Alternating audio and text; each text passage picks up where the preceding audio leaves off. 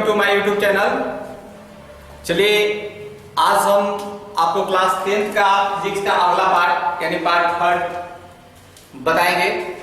हम लोग प्रकाश का परावर्तन पढ़ रहे थे और प्रकाश के परावर्तन में आगे भी अभी कुछ जानना है, तो इस पे आज हम इन टॉपिकों पे बात करेंगे, इसको बताएंगे। ध्यान से देखिए, पहला टॉपिक है आपका समतल दर्पण पर लंबवत पड़ने वाली किरण का परावर्तन, और दूसरा टॉपिक है प्रतिबिंब।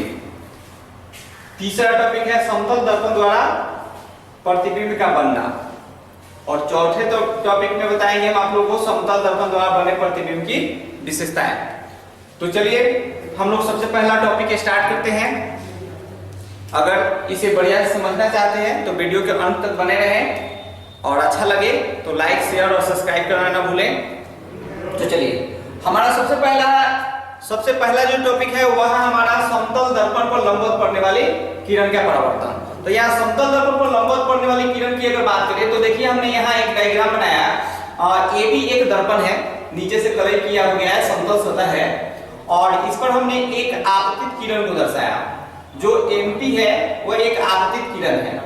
ये एनपी इस समतल सतह पर लंबवत आ रहा है, यानी बिल्कुल खंबे की तरह सीधा ना, जो अपने इस सतह के बीच 90 डिग्री का कोण बना रहा है, 90 डिग्री कोण बना रहा है। ये इधर भी 90 डिग्री का होगा, इधर भी 90 डिग्री। तो ये आपतित, ये जो एरो का चिन्ह है आपतित किरण को दर्शाता है। तो जब समतल सतह पर जब आपतित किरण जब पड़ता है तो पड़ने के बाद हम लोग पढ़े थे परावर्तन में कि आपतित किरण जब सतह पर पड़ता है तो आपतित होने के बाद परावर्तित हो जाता है। तो निश्चित रूप से यहाँ भी किरण जब आया तो निश्चित रूप से परावर्तित होगा। लेकिन हम लोग पढ़े थे कि आपतित किरण जो होगा, जैसे समतल सतह पर अगर ऐसे झुक कर आता है किसी कोण पर, तो फिर इस तरह से ये वापस चला जाता है। ठीक है, तो ये आपतित किरण हो गया, ये परावर्तित किरण हो गया। तो समतल सतह पर भी ऐसे ही होता है, लेकिन समतल सतह में आपतित किरण अगर लंबवत पड़ता है तो लंबवत आने वाली जो किरणें होगी, प्रकाश किरणें किसी समतल सतह पर, तो लंबवत पड़ने वाली प्रकाश किरणें परावर्तन के बाद पुनः उसी पथ पर, देखिए ये दिखाया गया है परावर्तित किरण जिस पथ से आया था, जिस पे आया था उसी पे फिर से क्या हो जाता है, चला जाता है। ये है आपका लंबवत पड़ने वाले प्रकाश किरणों का, समतल सतहों पर लंबवत पड़ने वाले प्रकाश किरणों का गुण। तो यहाँ पे देखिए, यहाँ पे हम इस चीजों को लिख भी दिए हैं, यदि आपको ये जानना है तो देखिए लिखा हुआ है समतल दर्पण पर लंबवत पड़ने वाली प्रकाश की किरण परावर्तन के बाद उसी पथ पर वापस लौट जाती है। तो जब भी आपसे पूछा जाए कि समतल दर्पण पर लंबवत पड़ने वाली प्रकाश किरणों का क्या होता है, तो आप स्पष्ट रूप से बता सकते हैं कि अगर समतल दर्पण होगा और उस पर कोई प्रकाश किरणें अगर लंबवत पड़ती है तो फिर वापस उसी दिशा में लौट जाती है, अर्थात जिस पथ से आया था, ऐसा होता है। यानी आप यहाँ पे कह सकते हैं कि यहाँ पे जो आपतन कोण और परावर्तन कोण, यानी जिसको हम लोग आई और आर से डिनोट करते हैं, सूचित करते हैं, आई का भी मान यहाँ पे जो होगा 0 होगा और आर का भी मान 0 होगा, दोनों ही 0 होगा, क्योंकि यहाँ कोई इंधन बन ही नहीं रहा, फिर से उसी पे वापस चला जा रहा है, इसलिए दोनों ही 0 होगा। तो चलिए ये अगला टॉपिक हम लोगों का प्रतिबिंब। तो प्रतिबिंब को समझते हैं। प्रतिबिंब का मतलब क्या होता है? प्रतिबिंब का मतलब होता है छाया। अब तक हम लोग जानते हैं छाया, छाया। तो छाया आप लोग समझ रहे हैं, यानी, और छाया यह कब बनता है ये भी आप लोग जान रहे होंगे। छाया अपारदर्शी वस्तुओं का बनता है, पारदर्शी वस्तुओं का नहीं बनता है। छाया हमेशा अपारदर्शी वस्तुओं का बनता है। जैसे आप महसूस किए होंगे कि यदि कांच का प्लेट यहां लगा दी जाए और यहां से लाइट जला दी जाए तो संभवतः उसकी छाया नहीं बनेगी या बहुत ही नगण्य महसूस होगा, क्योंकि वो भी कुछ न कुछ प्रकाश किरणों को तो रोक रहा होगा। लेकिन अगर बिल्कुल ना रोके तो उसकी कोई छाया नहीं बनेगी। तो इससे स्पष्ट होगा, यही वहां पे यदि आप कोई पुस्तक लगा लेते हैं, यदि वहां पे आप कोई पुस्तक लगा देते हैं, कोई कूड लगा देते हैं प्रकाश के सामने, तो वहां पे क्या होगा, इसको प्रकाश किरण इसको पार नहीं कर पाएगा, और जैसे पार नहीं कर पाएगा उसके पिछले हिस्से में क्या हो जाएगा, अंधेरा हो जाएगा। देखिए प्रकाश किरण जिसका प्रतिबिंब यहाँ पर बन रहा है, अंधेरा हो जाएगा, प्रकाश किरण इसको पार नहीं कर पाता है, बाकी चारों तरफ से पार करता है, जिसके कारण चारों तरफ लाइट हो जाता है और इसके पास क्या हो जाता है, अंधेरा हो जाता है। तो इस प्रकार से अपारदर्शी वस्तुओं से ही प्रतिबिंब बनाया जा सकता है। चलिए हम लोग प्रतिबिंब की परिभाषा जानते हैं, क्या कि हम प्रतिबिंब कहेंगे किसे। तो देखिए यहाँ पे प्रतिबिंब की परिभाषा बताया गया है कि किसी बिंदु स्रोत से आती प्रकाश की किरणें, अर्थात हमारे पास कोई अगर प्रकाश स्रोत है, वह एक बिंदु के रूप में एक बारीकी सी प्रकाश के रूप में यदि आ रहा है, तो कह रहा है कि दर्पण से परावर्तन, जैसे ही वो दर्पण पर पड़ता है, दर्पण की सतह पर जैसे ही वो पड़ता है, दर्पण पर पड़ने के बाद देखिए दर्पण से परावर्तन के बाद जिस बिंदु पर मिलती है, यानी दर्पण से परावर्तन होने के बाद वह बिंदु जिस बिंदु पर मिलता है या फिर जिस बिंदु पर आती हुई प्रतीत होती है, उस बिंदु स्रोत का, उसे उस बिंदु स्रोत का प्रतिबिंब कहते हैं। यानी परावर्तन के बाद प्रकाश किरणें जहां पे एक दूसरे को काटती है या काटती हुई प्रतीत होती है, वहीं पे प्रतिबिंब बनता है। ये हुई प्रतिबिंब की परिभाषा। देखिए किसी बिंदु स्रोत से आती प्रकाश की किरणें परावर्तन, दर्पण से परावर्तन के बाद जिस बिंदु पर मिलती है या जिस बिंदु से आती हुई प्रतीत होती है, उसे उस बिंदु स्रोत का प्रतिबिंब कहते हैं। तो ये प्रतिबिंब की परिभाषा हुई। अब प्रतिबिंब की बात करें तो प्रतिबिंब दो प्रकार का होता है। प्रतिबिंब दो प्रकार का होता है। एक हो गया आपका प्रतिबिंब, यहाँ पे बताया गया है प्रतिबिंब, एक पहला हो गया वास्तविक प्रतिबिंब और दूसरा है आभासी, या उसी को हम काल्पनिक प्रतिबिंब भी कहते हैं। तो ये काल्पनिक प्रतिबिंब, दो हुए प्रतिबिंब के प्रकार। अगर इन दोनों की परिभाषा आपको देना हो कि वास्तविक प्रतिबिंब किसे कहेंगे, आभासी प्रतिबिंब किसे कहेंगे, तो देखिए इन दोनों प्रतिबिंबों की, यानी वास्तविक प्रतिबिंब और आभासी प्रतिबिंब, इन दोनों की परिभाषा इसी परिभाषा में छुपा हुआ है, प्रतिबिंब में ही, क्योंकि ये दोनों तो है प्रतिबिंब, इसलिए प्रतिबिंब के अंदर ही दोनों की परिभाषा छुपा हुआ है। यदि आप सिर्फ वास्तविक प्रतिबिंब की परिभाषा बोलना चाहते हैं या लिखना चाहते हैं, तो इससे ही आप अलग करके लिख सकते हैं। इसका भी परिभाषा इससे आप अलग करके लिख सकते हैं। कैसे अलग करेंगे इसको हम बताते हैं। जब आपको कहना हो कि वास्तविक प्रतिबिंब की परिभाषा क्या है या वास्तविक प्रतिबिंब क्या है, तो आप बताओगे किसी बिंदु स्रोत से आती प्रकाश की किरणें दर्पण से परावर्तन के बाद जिस बिंदु पर मिलती है उसे उस, देखिए यानी कि यहां से लेकर, हमारे कहने का मतलब है कि मिलती है और उसके बाद ये इसको छोड़ दीजिए, यहां से लेकर यहां तक आप वास्तविक प्रतिबिंब वाले में ये जो है हमने ब्रैकेट में डाल दिया, इसको छोड़ देना है।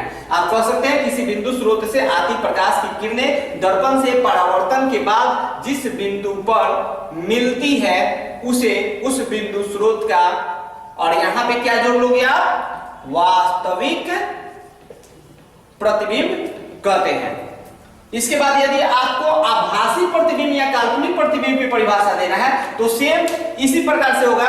इसमें किसको छोड़ना होगा, तो देखिए बताते हैं, किसी बिंदु स्रोत से आती प्रकाश की किरणें दर्पण से परावर्तन के बाद, और इसको छोड़ देना होगा जिस बिंदु पर मिलती है, ये छोड़ देना होगा, यहां पे लिखना होगा, यहां से जिस बिंदु से आती हुई प्रतीत होती है, यानी जिसको आपने पहले छोड़ा था उसको लिख लेना है, और इसमें इसको छोड़ देना है, यहां तक छोड़ देना है।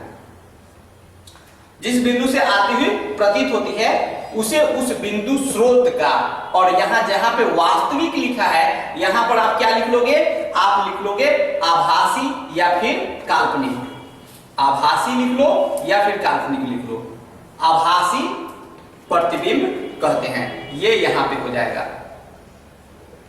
तो हमारे ख्याल से प्रतिबिंब को आप लोग समझ चुके होंगे। फिर भी प्रतिबिंब को वास्तविक और आभासी प्रतिबिंब में हम कुछ अंतरें बता सकते हैं, बता दें जिससे आप लोग पहचान सकते हैं।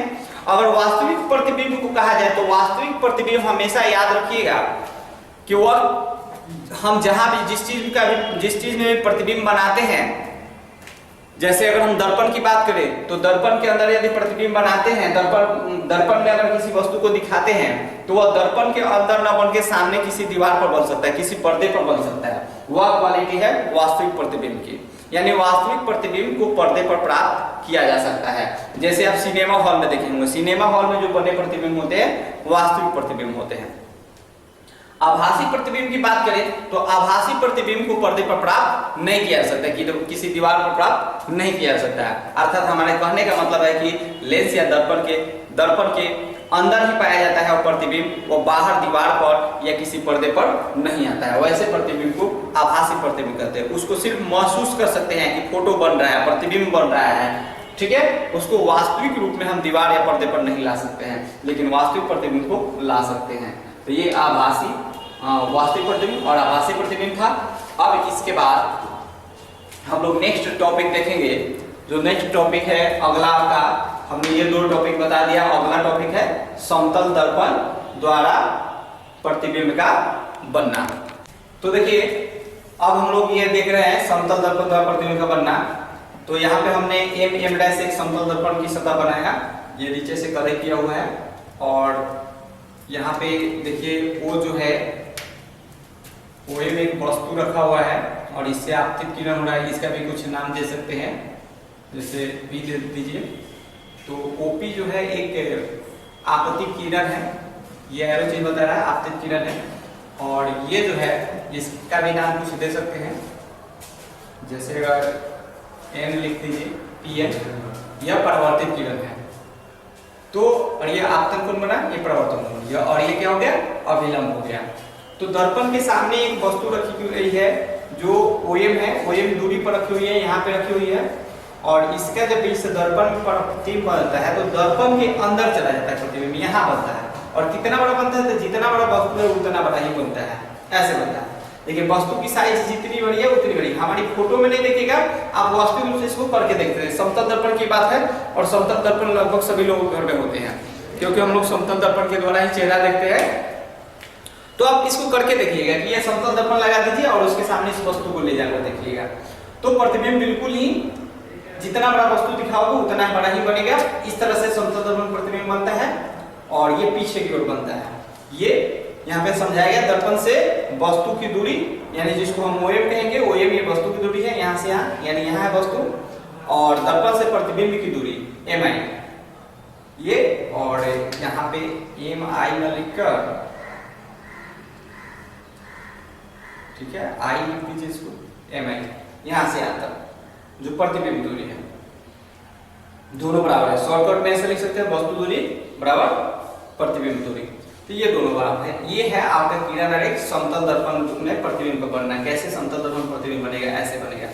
चलिए अब हम लोग जानते हैं पार्श्व परिवर्तन। अगला टॉपिक हम लोग का था पार्श्व परिवर्तन। पार्श्व परिवर्तन क्या है, इसको जानिए। देखिए पार्श्व परिवर्तन अर्थात पार्श्विक रूप से उल्टा हो जाना, यानी कहने का मतलब है कि लेफ्ट वाला राइट में और राइट वाला लेफ्ट में। दर्पण का यह समतल दर्पण का गुण है कि अगर आप उसमें फ्रंट ऐसे अगर आप खड़े हैं, सामने आपके समतल दर्पण है, तो आपका जो ये राइट हैंड होगा लेफ्ट की तरफ दिखेगा, और लेफ्ट वाला जो होगा राइट की तरफ देखेगा। आप ये करके देख सकते हैं। समतल दर्पण में जैसे ही आप हाथ उठाइएगा, दाहिना है उसमें इधर से उठाएगा, तो आपको समझ में आ जाएगा। नहीं, पार्श्विक रूप से उल्टा होने का मतलब है कि लेफ्ट वाले राइट में और राइट वाले लेफ्ट में। तो इस प्रकार से जैसे हम कुछ लेटर को दिखा रहे हैं आपको कि दर्पण में कैसे दिखता है, यहाँ पे देखिए हमने दिखाया। अगर किसी कागज पे या कार्ड पे अगर आप लिख लेते हैं ऐसे P, एक लेटर ले लीजिए और उसको दर्पण के सामने रखिए, दर्पण में इस तरह का प्रतिबिंब बनेगा। ये जो प्रतिबिंब है दर्पण का प्रतिबिंब है, इस तरह का प्रतिबिंब दर्पण में आएगा। जैसे एक और भी हमने यहाँ लिया है R, तो ये इस तरह से बनेगा, ये दर्पण पर बना हुआ है। देखिए ये डॉटेड लाइन ये बता रहा है कि ये जो है आभासी प्रतिबिंब है, यानी समतल दर्पण में जो बना हुआ प्रतिबिंब होता है आभासी होता है, इसको पर्दे पर प्राप्त नहीं कर सकते हैं। ये सब प्रतिबिंब पर्दे पर प्राप्त नहीं होते हैं। ऐसा नहीं कि यहाँ पे कोई लेटर है दर्पण में सामने किए और इसका प्रतिबिंब जाकर सामने बन गया उधर दीवार पे, ऐसा नहीं होगा। तो ऐसे प्रतिबिंब आभासी भी होते हैं। तो यहाँ हमने देखा ये इस लेटर को अगर ऐसे हम लिखते हैं दर्पण में देख देख कर लेटर, यानी दर्पण में किस तरह का दिखता है लेटर, अगर ऐसा लेटर हम लोग लिखते हैं तो ऐसे लेटर जो होते हैं आप दर्पण लेटर भी इसको बोल सकते हैं, ठीक है। तो इस प्रकार से पार्श्विक परिवर्तन होता है। पार्श्विक परिवर्तन के बाद हम लोग दर्पण पढ़ रहे हैं तो समतल दर्पण के बारे में कुछ जानते हैं, समतल दर्पण की विशेषता जानते हैं। तो हम लोग अभी हमने बताया कि समतल दर्पण सभी के पास होता है, और समतल दर्पण की विशेषता जानने के लिए आप समतल दर्पण के सामने खड़ा हो जाइए या किसी वस्तु को ले लीजिए, तो आप अच्छी तरह से उसकी विशेषता को याद कर सकते हैं। आप यदि समतल दर्पण के सामने खुद खड़े हो जाते हो या किसी वस्तु को ले जाते हो, अगर छोटा सा दर्पण है तो उसके सामने किसी वस्तु को ले जाओ, आप ध्यानपूर्वक अगर वस्तु को मान लीजिए ये मेरा स्केच है, हमने समतल दर्पण के सामने रखा। जैसे ही आप समतल दर्पण के सामने प्रतिबिंब को ले जाओगे, आप ध्यान से इस प्रतिबिंब और दर्पण के अंदर जो प्रतिबिंब है दोनों में कुछ ढूंढना शुरू कीजिए, उसके गुणों को ढूंढना शुरू कीजिए।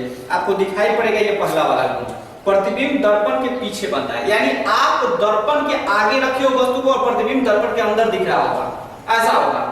ठीक है। दूसरा विशेषता में आपको ये भी दिखेगा, प्रतिबिंब का आकार और वस्तु का आकार बराबर होता है, यानी हमने जितना बड़ा वस्तु उस दर्पण के सामने रखा है उतना बड़ा ही प्रतिबिंब उस दर्पण के अंदर बनता हुआ दिखेगा, न थोड़ा बड़ा न थोड़ा छोटा बनता हुआ दिखेगा, बिल्कुल सेम साइज का दिखेगा। अगला विशेषता में देखिए, अगला विशेषता आपका है 3 नंबर, ये है प्रतिबिंब वस्तु के सापेक्ष सीधा बनता है। यानी कहने का मतलब देखिए, अगर हमने वस्तु को ऐसे दिखा रहा है, ये काला वाला ऊपर है, तो उसमें भी वैसे ही होगा, ऐसा नहीं कि ऐसे बन जाएगा, ऐसा नहीं बनेगा, बिल्कुल जैसा वस्तु होगा वैसा ही बनेगा, सीधा बनेगा।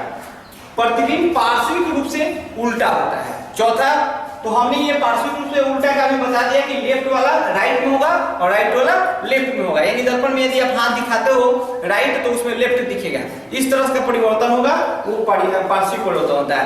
तो जो भी हम दर्पण में देखेंगे वे वस्तु की प्रतिबिंब जो होगी पार्श्विक रूप से उल्टा होगी, बाकी सब सेम होगा और वस्तु दूरी प्रतिबिंब दूरी बराबर होंगे। देखिए यहाँ पे बताया गया पांचवा में प्रतिबिंब आभासी होता है, यानी कभी भी उसको पर्दे पर नहीं प्राप्त कर सकते, हमेशा उस दर्पण के अंदर ही दिखेगा। उसके बाद एक और है, प्रतिबिंब दर्पण से उतना ही पीछे बनता है जितना वस्तु दर्पण से आगे रहता है। इस चीज को देखने के लिए आप क्या करोगे, जब दर्पण के सामने वस्तु को ले जाओगे आप ध्यान देना कि आप जितनी दूरी पर दर्पण से वस्तु को रखो उतना ही दूर अंदर वो दिख रहा होगा। आपको ये समझ में नहीं आती तो फिर वस्तु को थोड़ा पीछे कीजिए, आप देखोगे जितना हम पीछे के उसमें उतना ही पीछे चला गया। इस प्रकार से प्रतिबिंब बनता है। तो हमने आज आपको बताया प्रकाश का परावर्तन, और इस प्रकाश के परावर्तन में इतने सारे टॉपिकों को पे हम लोग बात किए। समतल दर्पण पर लंबवत पड़ने वाली किरण के परावर्तन, प्रतिबिंब, समतल दर्पण द्वारा प्रतिबिंब का बनना, पार्श्व परिवर्तन और समतल दर्पण द्वारा बने प्रतिबिंब की विशेषताएं। तो इन सबों को हम लोग देखें। अगले